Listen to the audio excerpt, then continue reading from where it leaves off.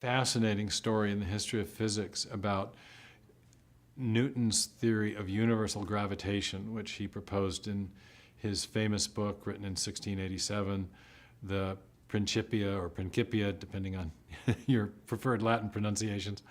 And it was a fascinating theory, and it's still our best classical theory of gravitation. We have relativistic theories now, and that have in some ways superseded Newton, or at least subsumed Newton's ideas into a larger framework.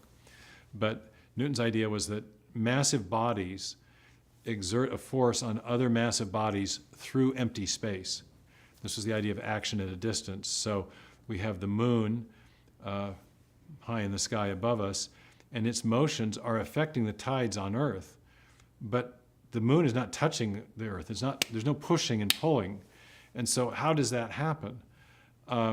Newton famously said, hypothesis non fingo. I don't feign to know the cause. I don't have a full explanation, but I can describe how it happens. I can describe mathematically the strength of that force if I know certain factors, if I know the mass of the moon, the mass of the Earth, the distance between them.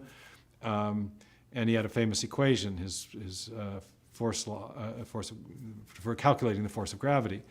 And so he could provide a very precise mathematical description of the amount of gravitational force in a given situation, but he couldn't tell you what caused the force.